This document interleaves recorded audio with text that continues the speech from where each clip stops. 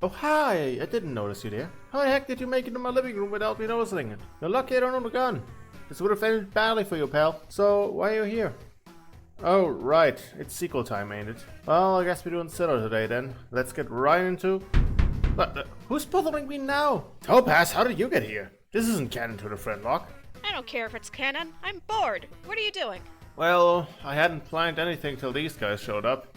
So, now I'm improvising and listing my top 10 Pokemon from the Sinnoh region. Could have waited a week or two for it. Come to think of it, you're bored, and I don't have the motivation to do this crap alone. Wanna help me out? Joke's on you. I was helping whether you wanted it or not. Well then, let's get right into it!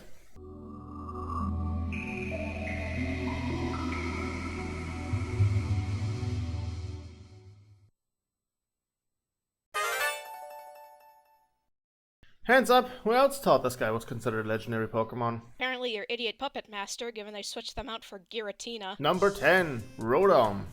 It's interesting how much Rotom has evolved over the years. From this rare encounter in the old chateau that has 6 unique forms, to being so far spread out that everyone and their mother has one in their pocket via the Rotom phone. There might be an analogy on how we are too dependent on the technology, but I'm not smart enough to elaborate on that. I don't even know how fast they reproduce to be more common than Rattatas at this point.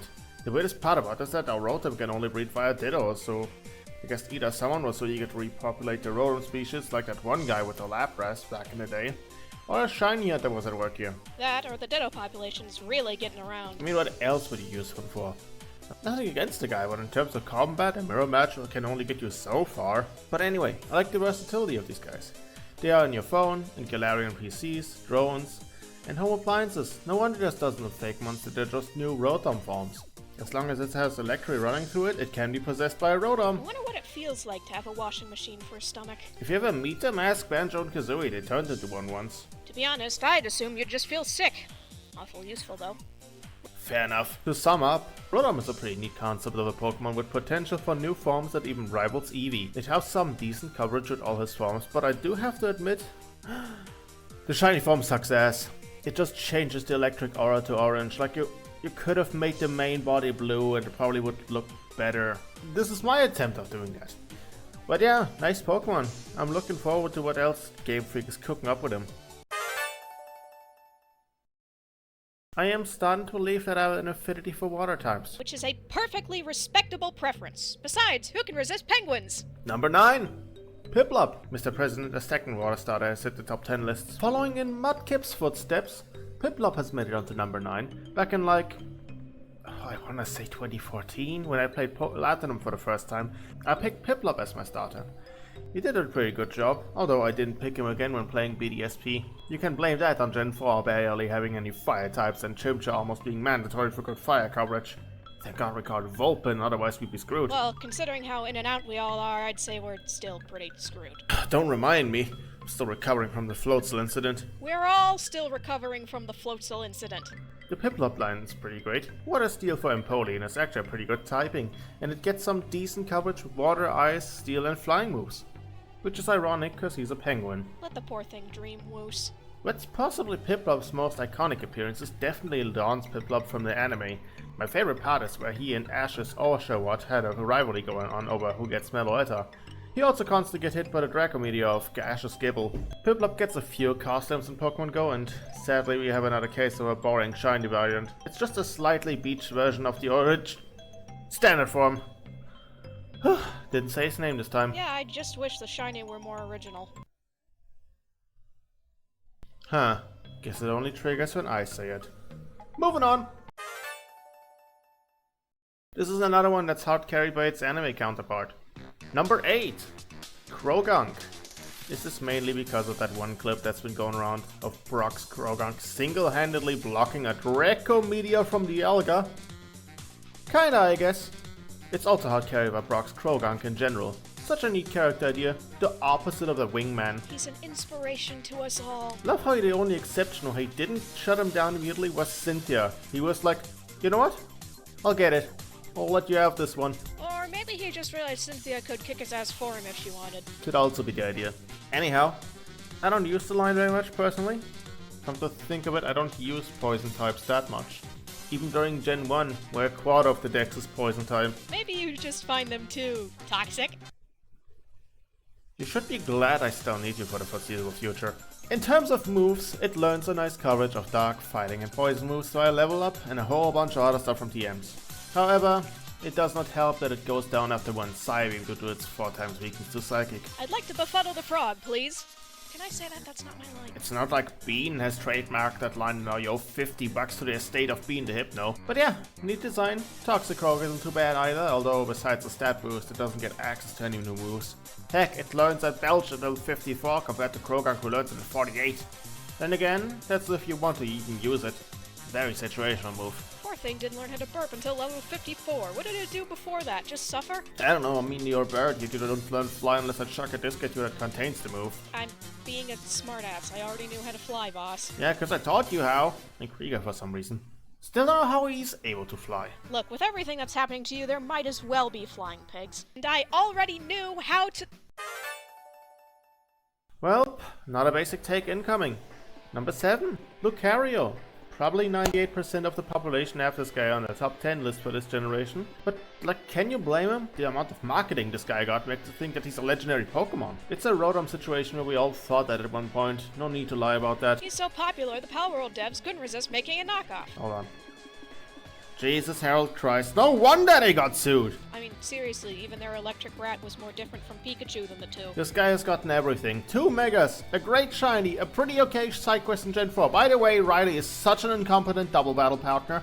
What do you mean Lucario's your own Pokemon? Get your act together, fucker, if your guy feigns have to clutch a 2v1 here. Which we all agree never happened to us. Right, hypothetically speaking, of course. It's overall a pretty good Pokemon, Fighting Steel's a good typing, and so many important NPCs use one in the team. In Gen 6, one's basically handed to you on a silver platter. There's this aforementioned Riolu X side quest. You can catch Riolu pretty early in Black and White 2, and AZ lends his Lucario for the first Mega Pokemon boss fight in Legend CA. I should maybe dislike it to some extent, cause it's rivaling Charizard and almost an overexposure in the franchise, but I don't know, he has grown on me. Although, I'm seeing an area here where I'm starting to think, I am pretty sure you are self-aware enough to pay taxes, pal. Shh. If they realize we're smart enough to pay taxes, they'll make me get a real job. Maybe the Pokédex is not as cruel here. I mean, we have free healthcare in this reality. Anyways, one last fun fact for y'all. Did you know that in Lucario in Smash 4 and Goku share the same VA? Not that cursed, and it fits that Lucario's final Smash is literally the Kamehameha, but it's still funny.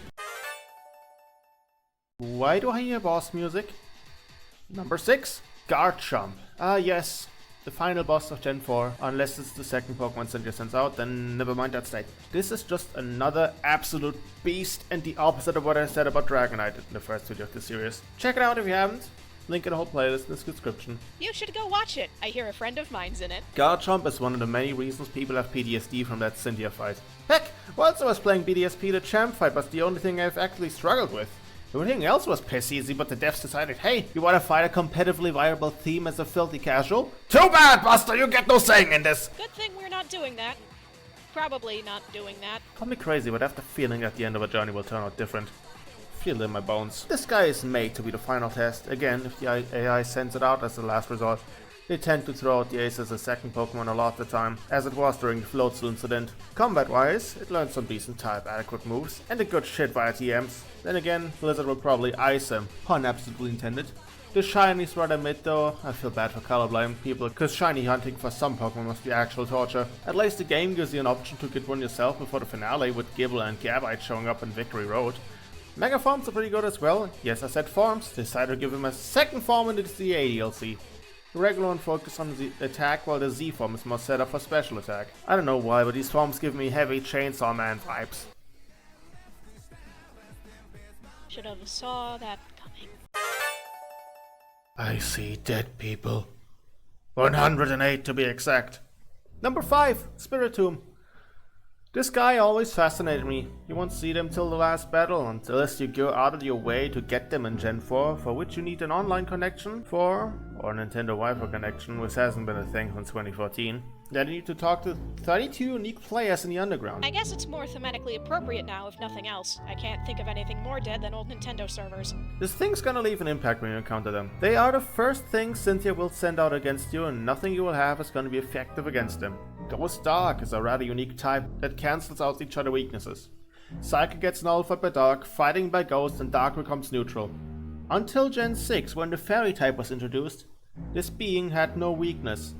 Add on top of that the absolute landslide of bullshit moves they can get, and you can bet your ass you're in for some trouble. Curse, Sucker Punch, Hypnosis, Hex. Remember what I said about Gengar in part 1? It's twice as bad here! Is it any surprise the ghost wants you dead? Poor fellas just want friends. Shame they'll cave your head in for it, but I can't hold it against them. But they already have friends! They're made of 108 individual guys. What do you think I refer to Spiritomb by they them pronouns? If you had 107 roommates, would you really want to be friends with them? Good point. But long story short, Spiritomb is a Pokemon that will leave an impact either way, be it showing up out of nowhere in an obstacle or be in a correlation with a tedious collection quest.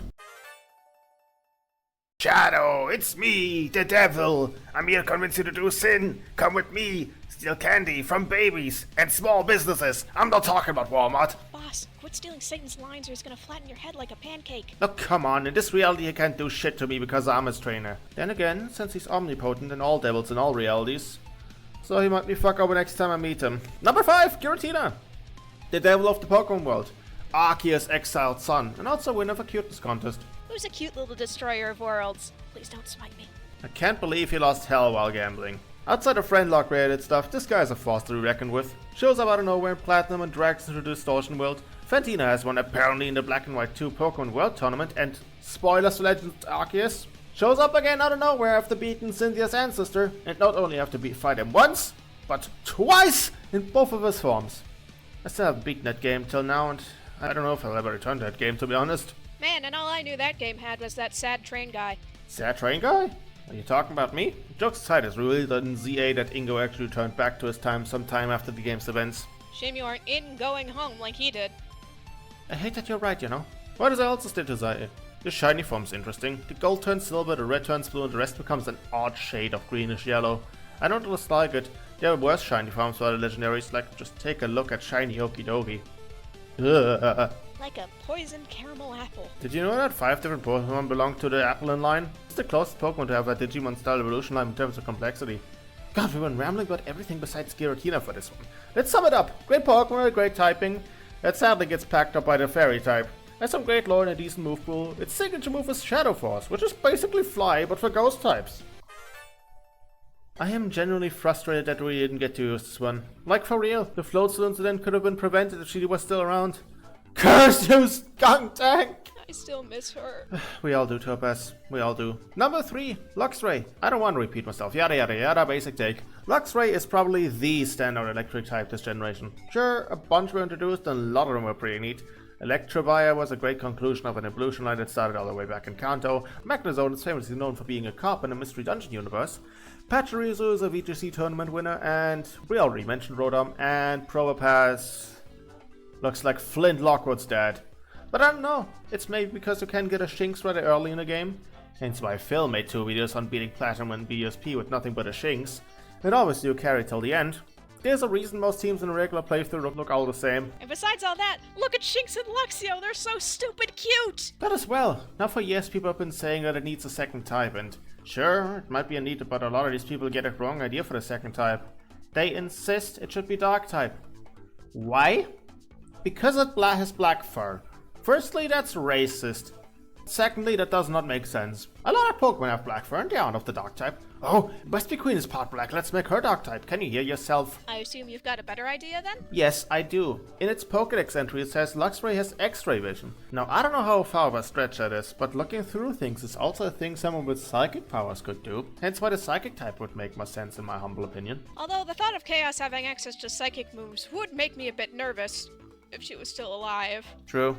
She was already somewhat unhinged when we met her. Thank God she bit my metal leg, otherwise I would have lost it that day. I can't blame her. You're very attackable. It's not supposed to mean bird brain. Don't worry about it.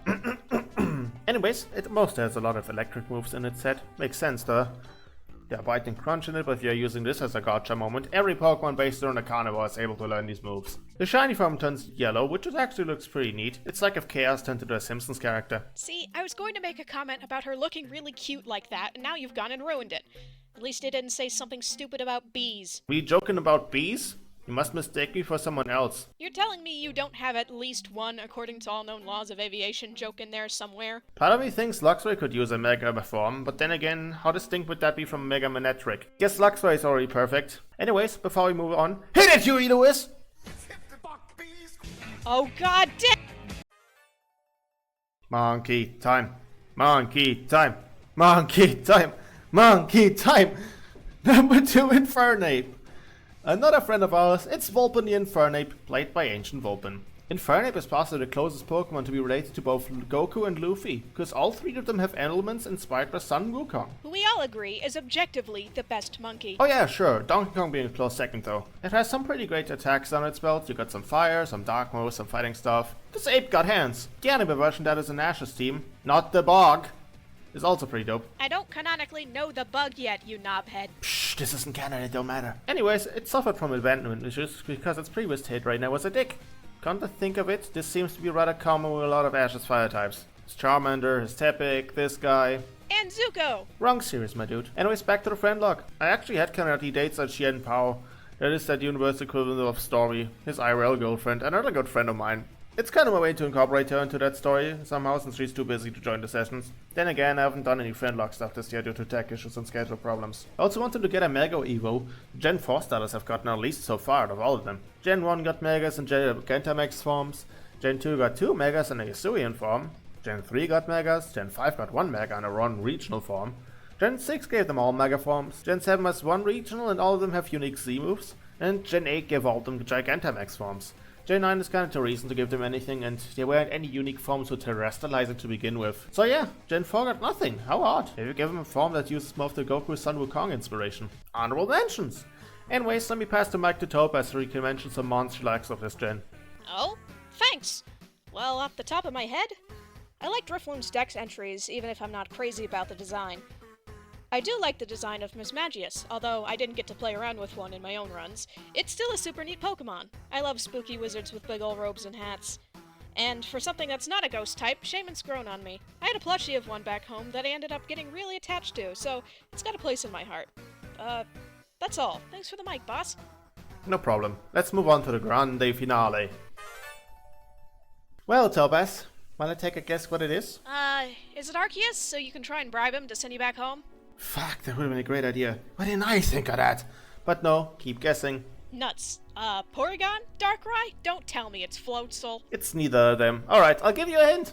It shares an occupation with 2 of the previous number 1 spots. It's not me, is it? What do you think? That either I'm an egotist or I'm going to have to whack you for embarrassing me in front of an audience. I am completely genuine here. It's you, or rather the Pokemon you're currently inhabiting. You know, I guess thinking of it that way does feel better. Well then, as to our number 1 Pokemon species for Gen 4, which I happen to be a member of. Staraptor! This is yet another situation where the friendlog skyrocketed my opinion of a Pokemon. It's like Drowsy, but instead of disliking it, I was rather neutral toward it before the run. It's a solid choice for your team's flying type while playing Gen 4. You got some decent flying and normal stab moves and close combat once you evolve it. It would help though if you started learning your type matchups. We've been at this for a while and you still forget what move kills grass types. I can't help it. I'm not used to my memory being this terrible. It's alright. Dimensional jet lag is a terrible condition. Anyways, did you know you can Mega Evolve now? Yeah, and the hair gets even dumber. It does look cool though. Sort of on anyone else. You look like Storm the Albatross, to be honest. Isn't that one of your universal neighbors? Hatsune Miku, is that you? Anyways, the shine looks pretty solid. Slight autumnal Cora tone here, and I dig the blue tip. The only time I've liked the shiny so far, and it appears to exist to make me jealous. Your hair isn't that bad. I wouldn't say you aren't even the worst looking bird with an actual hairstyle, but the other ones I can think of with distinct hairstyle are Squawkabilly and Quaxley, and depending on how much you like pompadours. Never mind, being a Staraptor is great, actually. I take it back. But yes, the Raptor made it onto the top spot. You know, it's completely fine to go into this alone as usual, but I'm glad to have you on for this. Thanks, Topaz. Aw, anytime, boss. Thanks for having me on. Anyways, there's only one thing left to do. Ladies and gentlemen, Miss Kasane Tedo. Wait, no, don't!